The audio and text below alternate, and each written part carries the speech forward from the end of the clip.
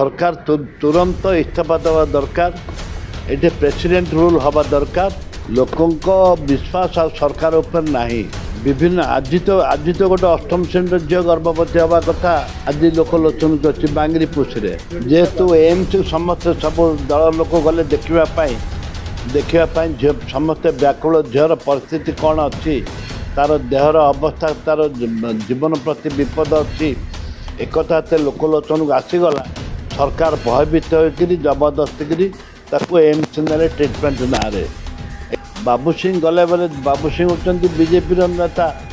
बाबू सिंह ठेंगा दल नेता से ठेंगा को भय करी सरकार भितर जावाई छाड़े जेहेतु ठेंगा अच्छी पाखे जो सरकार भयभीत कर ठेंगा दल को भयभीत कर सरकार जो पर्यंत ठोस पदक्षेप नहीं नहांती से पर्यंत ये घटना माने गोटे पर गोटे घटना घटी घटी जाऊँगी। सरकार बोधे आज सुधा सचेतन है ना आहरी केते झील भौणी मले जे सरकार सचेतन हेब सेटा निजे माननीय मुख्यमंत्री जानिबा दरकार। ए परिस्थिति रे गोटे पर गोटे घटना घटी घटी जाऊँगी एवं अष्टम क्लासर झील गर्भवती होची आज विभिन्न आज तो गोटे अष्टम श्रेणी झील गर्भवती हवा कथा आज लोक लोचन अच्छी बांगरी पुषे अष्टम श्रेणी झील गर्भवती हवा कथा लोक लोचन को आछि। ए परिस्थिति रे सरकार कौन आ नैतिकता नहीं। सरकार लोकों उपर विश्वास हरई सारे लोकों विश्वास आ सरकार उपर नहीं। सरकार तुरंत इस्तीफा देवा दरकार।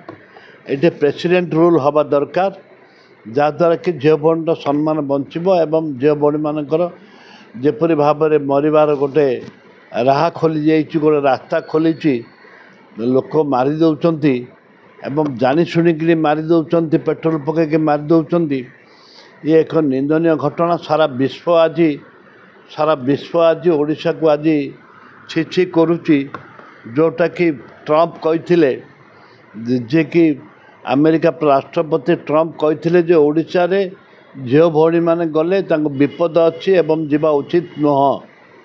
एक कथा जिते बड़े कहते यहाँ प्रमाणित होची ओडिशा रे झील भौणी मानकर आउ इज्जत नहीं सम्मान नहीं बंचवार राह नहीं।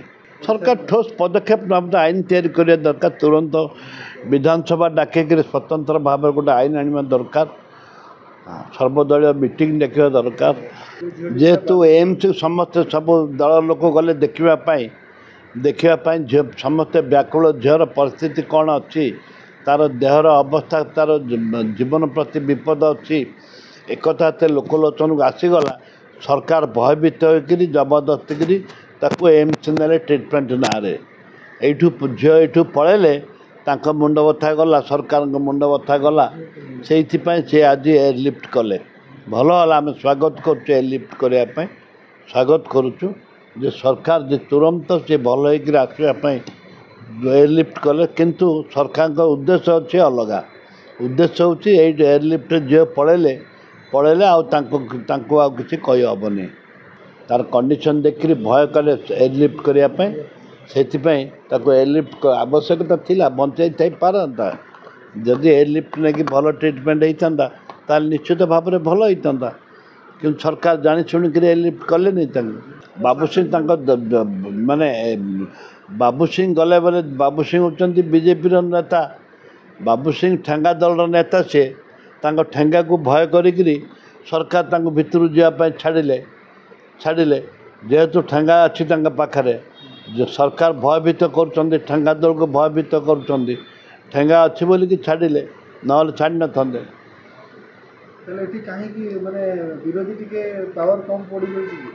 विरोधी के पावर होते एत आंदोलन हो ना कांग्रेस दल के दुर्बल नुह मतलब ओडिशा बंद डाकरा सफल है।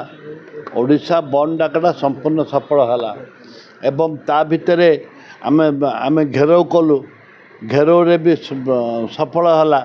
सबु क्षेत्र में आम सफलता राहुल गांधी आसते लक्ष लक्ष लोक आसिले ये सब देखी सरकार भयभीत।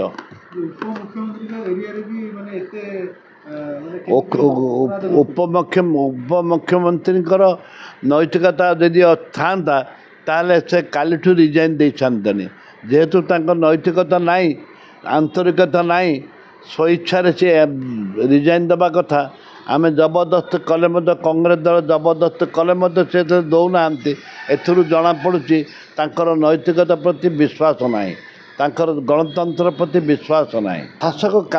ଶାସକ ଦଳ ତ କାନ୍ଦୁଛି। ପ୍ରତ୍ୟେକ ଦିନ ଯେଉଁ ଘଟଣା ଘଟୁଛି ତାଙ୍କ ମୁଣ୍ଡ ମାନେ ଆଉ କିଛି କାମ କରୁନି।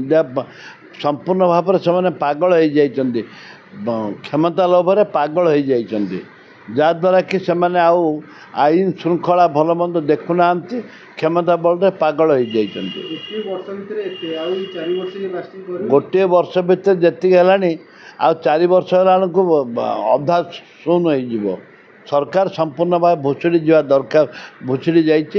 ଏଇଟା ଆଇନ ନାହିଁ, ଶୃଙ୍ଖଳା ନାହିଁ, କିଛି ନାହିଁ। ମାନେ ପୀଡ଼ିତଙ୍କ ପାଇଁ ଆମେ ସମବେଦନା ଜଣାଉଛୁ। କଂଗ୍ରେସ ଦଳ ତରଫରୁ ଆମେ ସମବେଦନା ଜଣାଉଛୁ। ଭଗବାନ ଜଗନ୍ନାଥ ଆଶୀର୍ବାଦ କରନ୍ତୁ, ପ୍ରଭୁ ଈଶ୍ୱର ଆଶୀର୍ବାଦ କରନ୍ତୁ, ଯେଉଁଟାକି ସେ ଝିଅ ଭଲ ହେଇଯାଉ, ଭଲ ହେଇକରି ଫେରୁ। ଏ ହେଉଛି ଆମର ଜଗନ୍ନାଥଙ୍କ ଠାରେ ପ୍ରାର୍ଥନା। ନାଇଁ, ଦୋଷୀମାନଙ୍କୁ ସରକାର ଧରିବାରେ ବିଫଳ ହେଇଛନ୍ତି। ସମ୍ପୂର୍ଣ୍ଣ ଭାବେ ସରକାର ବିଫଳ ଦୋଷୀମାନଙ୍କୁ ଧରିବାରେ। ଏ ସରକାର ଏଇଟା ହେଉଛି ତାଙ୍କର କି ଜାଣି ଶୁଣିକି ଛାଡ଼ି ଦେଇଛନ୍ତି। ଏକଥା ବି ବିଭିନ୍ନ ଆଲୋଚନା ହେଉଛି ଯେ ମାନେ ଜାଣି ଶୁଣିକି ଛାଡ଼ି ଦେଇଛନ୍ତି। କାହିଁକି? ସେମାନେ ବିଜେପି ଦଳରେ ଥିଲେ ଏବଂ ବିଜେପି ଦଳର ସକ୍ରିୟ କର୍ମୀ ଥିଲେ। ସରକାର ତାଙ୍କୁ 3 ଜଣ ଯେଉଁ ମାରିଛନ୍ତି, ଯେଉଁ ପେଟ୍ରୋଲ ପକାଇ ନିଆଁ ମାରିଛନ୍ତି, ତାଙ୍କୁ ଘଣ୍ଟ ଘୋଡ଼ାଇବା ପାଇଁ ସରକାର ପ୍ରୟାସ କରୁଛନ୍ତି। ଯେ ଅରାଜକ ଚାଲିଛି ନା, ଆଇନ ନାହିଁ, ଶୃଙ୍ଖଳା ନାହିଁ, ଅରାଜକ ଚାଲିଛି ନା। ଦିନ ଦ୍ୱିପହରେ କ'ଣ ଯେତେବେଳେ ଚାହିଁବେ ସେତେବେଳେ ହେଇପାରିବ, କରିପାରିବେ ତାଙ୍କେ। ଯେହେତୁ ତାଙ୍କ ପାଖରେ ଆଇନ ଶୃଙ୍ଖଳା ନାହିଁ, ଆଇନର ବ୍ୟବସ୍ଥା ନାହିଁ, ଆଇନକୁ ଭୁଲି ଯାଇଛନ୍ତି। ବିଜେପି ସରକାର ଆଡମିନିଷ୍ଟ୍ରେସନକୁ ସମ୍ପୂର୍ଣ୍ଣ ଫେଲ୍ କରିଛି।